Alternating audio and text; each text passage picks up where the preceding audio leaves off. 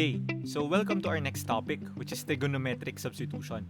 So itong technique na to, gagamitin natin to pag may nakita tayo sa integrand na one of the following expressions.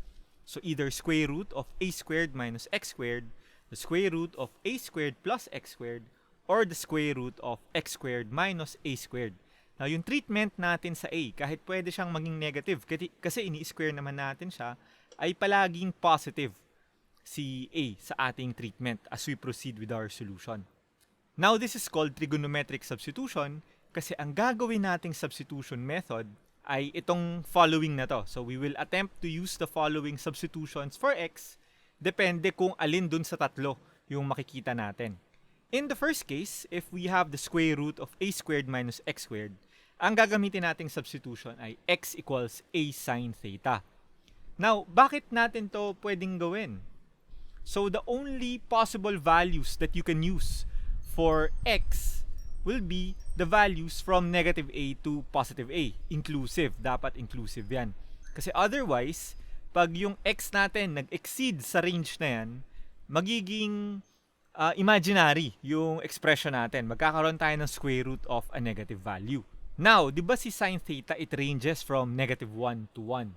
So, if you take a sine theta, edi si a sine theta, mag-range lang din siya from negative a to positive a. So, the set of possible values for x and the set of all possible values for a sine theta will be the same. For the second case, na square root of a squared plus x squared yung may encounter natin, ang gagamitin nating trigonometric substitution ay x equals a tangent theta. Pwede natin itong gawin kasi yung x natin, unrestricted siya sa set of real numbers. Meaning kahit anong real number ipasok natin kay x, hindi tayo magkakaroon ng case na magkakaroon tayo ng square root of a negative value. Now, it's the same case, no? For a tangent theta. Remember, ang range ni tangent theta is the set of all real numbers. If you graph y equals tangent theta or y equals tangent x, so lahat ng values along y pwedeng i-take na value ng function, no?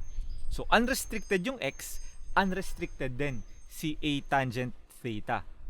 Kaya natin siya pwedeng gamitin na pang-substitute kay x. And for our final case, na square root of x squared minus a squared, ang gagamitin nating substitution ay x equals a secant theta. Sa expression na to, no, na square root of negative x squared minus a squared, hindi pwedeng maging nasa loob ng range na negative a to a si x. Kasi otherwise, si x squared, magiging mas maliit siya kay a squared. So, that expression x squared minus a squared will become negative. So, dapat, x is either less than or equal kay negative a para pag in-square natin siya, mas malaki siya sa a squared. Or, x is greater than or equal to a. Again, pag in-square natin siya, mas malaki siya sa a squared. So, the expression inside the square root will always be positive. Likewise, if you remember yung graph, no, ni secant theta, di ba parang pag ganito yon, may range of values from negative 1 to 1 na hindi niya pwedeng i-take. So, it can only take values from 1 papataas at negative 1 pababa, pababa, pababa. So, likewise, a times secant theta will only take values that are less than or equal kay negative a or greater than or equal to positive a. So, the values that x can take in this expression and the values that a secant theta can take in this expression will be the same set. So, let's proceed now, no, to an example to see kung anong pwede natin gawin once we apply these substitutions. So, let's take a look at our first example. We want to evaluate the integral of the square root of 4 minus x squared all over x squared. First thing we'll do is we'll rewrite it na a squared minus x squared, or the integral of the square root of 2 squared minus x squared all over x squared. Nagawa natin to para makita natin na yung a natin dun sa gagamitin natin trig substitution is positive 2. So, that means yung trigonometric substitution na gagamitin natin ay ito. X is equal to 2 sine theta. So, itong x equals 2 sine theta na to, mamaya isa-substitute natin kay x, yung 2 sine theta sa expression. Pero ano yung meron pa tayo? Meron pa tayong dx. Now, unlike dun sa substitution method na ginagawa natin before, na meron tayong idinidikit kay dx para makakuha ng du, dito, yung dx natin, makukuha natin by taking the derivative of yung x, yung first substitution na gagamitin natin, yung x equals 2 sine theta. And the derivative of 2 sine theta is 2 cosine theta. Ito na yung buong dx. Hindi tayo naghahanap ng du from dx, but rather kinukuha natin yung dx from our initial assignment ng x na x equals 2 sine theta. So, ipapalit lang natin tong 2 cosine theta d theta sa dx later on. So, let's apply the substitution. So, this will be equal to, the integral of, so nag-substitute na tayo, no, nung x tsaka nung dx. So, it will be equal to the integral of the square root of 2 squared minus the quantity 2 sine theta squared all over 4 sine squared theta. Kasi x squared is equal to 4 sine squared theta. Yung dx, pinalitan na natin nung 2 cosine theta d theta. So, notice, wala na tayong x. Na-apply na natin yung substitution na step. The next thing that we will do is we will take a look, no, at the radical, yung may square root na symbol, at i-rewrite natin siya para yung radicand, yung nasa loob, ay 1 minus sine squared na lang para ma-convert natin siya mamaya sa cosine squared using the Pythagorean identity. So, we will be using the Pythagorean identity dito ng paulit-ulit. So, we could rewrite it as, well, the integral of, so if-factor out natin yung 2 para matitira sa loob 1 minus sine squared na lang. Denominator natin still 4 sine squared theta and 2 cosine theta d theta pa rin for the dx. We'll now do a couple of steps to simplify our expression. First is yung 2 times 2 over 4. We'll cancel all of that out. And then yung 1 minus sine squared, isulat na natin siya as cosine squared. So yung numerator natin, square root na lang of cosine squared all over sine squared times cosine theta d theta. If we evaluate, no, tong square root ng cosine squared, cosine na lang siya. So kung imumultiply pa natin yung cosine na yon sa cosine na to, edi magkakaroon tayo or marirewrite natin siya as the integral of the square root. It's the integral of cosine squared over sine squared of theta d theta. Now, what is cosine squared over sine squared? That is cotangent squared. So, sulat natin siya as the integral of cotangent squared theta.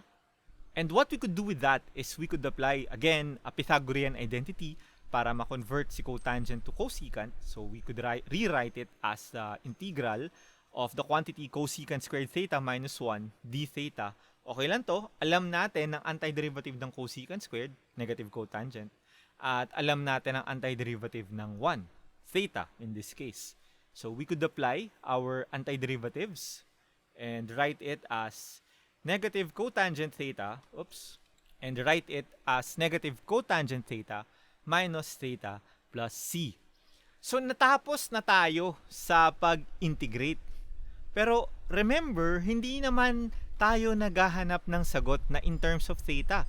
Naghahanap tayo ng sagot in terms of x.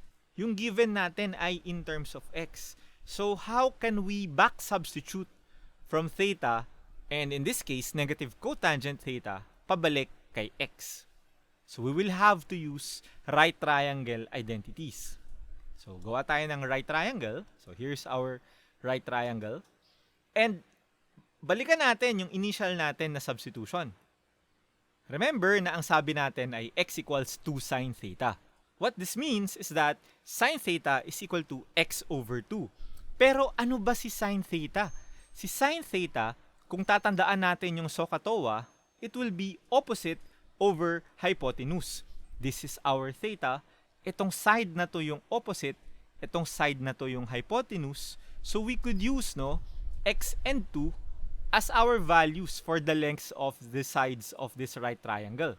So this is x, the opposite side, and the hypotenuse will have a length of 2. This is a right triangle. Alam natin na for a right triangle, a squared plus b squared is equal to c squared. So if we want to look for the length of the third side, we will apply, again, the Pythagorean identity. And this will be equal to, or the length of this side will be equal to 2 squared minus x squared, square root of the whole thing. And that is equal to the square root of 4 minus x squared. Now, ano yung hinahanap natin? Diba cotangent x? And cotangent, well, tangent is opposite over adjacent. So cotangent is adjacent over the opposite. So cotangent theta, so paano ba yan? Cotangent theta is equal to square root of 4 minus x squared all over x. Paano natin nakuha yan? Cotangent is adjacent over opposite or reciprocal ng opposite over adjacent. Ano pa yung kailangan natin? Kailangan natin ng theta. Well, alam natin na sine theta is equal to x over 2, so theta can be rewritten as arc sine of x over 2. So what have we done? Na-rewrite na natin yung ating trigonometric expressions involving theta into terms of x. Cotangent theta is equal to square root of 4 minus x squared all over x. Theta is equal to arc sine of x over 2. We could go back to our original expression and changing back to the original variable na x, yung cotangent theta natin, meron na tayong expression for that. Yung theta natin, meron din tayong expression for that. We just rewrite them using the expressions that we were able to get from the right triangle. So itong mga to. And our final answer will be, so this is our given, just for us to not forget, it will be equal to negative cotangent theta, but cotangent theta is square root of 4 minus x squared all over x minus theta. But theta is arc sine of x over 2. Of course, plus our constant of integration. This will be our final answer. Let's highlight it with a red box.